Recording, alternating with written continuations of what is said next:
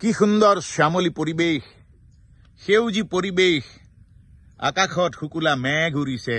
কি সুন্দৰ শ্যামলী পৰিৱেশ, পথাৰ সেউজীয়া, সোণোৱালী হবলৈ বেছি দিন নাই, সোণগুটি সৰিবলৈ বেছি দিন নাই। এয়াইতো আমাৰ শুৱনি অসম দেশ। হেৰ দেশখন মোৰ বোপাইৰ দেশ, এই দেশখন মোৰ পিতাইৰ দেশ, এই দেশখন আমাৰ ককা বোপাৰ দেশ। আৰু এই সুৰীয়া পৰিৱেশ,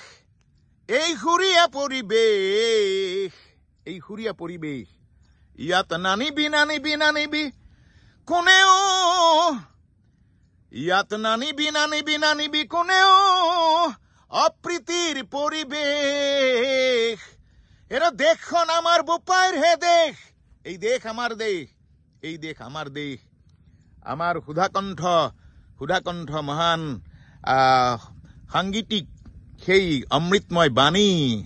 এৰ কিছু ল'ব লাগে, কিছু দিব লাগে, জিঞ্জাবলে হলে মিলাব লাগে, মিলিব লাগে, ৰবীন্দ্ৰনাথেও কলে। অগ্ৰাল জ্যোতি ইয়াতে জ্যোতিৰ প্ৰপাত বোৱালে, অজিন পাতকী খবৰ চক্ৰ জ্যোতিৰে কৰি ব্যৰ্থ। মহাবাহু ব্ৰহ্মপুত্ৰ মহামিলনৰ তীৰ্থ, শতযুগ ধৰি আহিছে প্ৰকাশী সমন্বয়ৰ অৰ্থ। এই দেশত বিভেদ কিয়, ইমান বৈষম্য কিয় আনিব লাগে? আৰু আমাৰ এই বিহুৰ ৰিদম, আমাৰ এই বিহুৰ ছন্দত আমাকেই গালি পাৰিছ, বেয়া কথা। হেৰ মুচুৰা সাপেহে, মুচুৰা গুমেহে নেগুৰেৰে কোবাই, লাজ লগা নাই, বেয়া লগা নাই? যি দেশৰ মাটিৰ, যি আকাশৰ তলত আমি বাস কৰিছো, যি দেশৰ মাটি, যি দেশৰ বতাহ আমি গ্ৰহণ কৰিছো, তাতে আকৌ বিভেদৰ পৰিৱেশ কিহৰ সৃষ্টি কৰিব লাগে? আচৰিত কথা। আমি জাতি যেতিয়া জাগিব তেতিয়া কিন্তু ৰক্ষা নাই, সেইটো মনত ৰখা উচিত। গতিকে কিছু ল'ব লাগে, কিছু দিব লাগে, জিন যাবলৈ হলে এই কথা মনত ৰখা উচিত।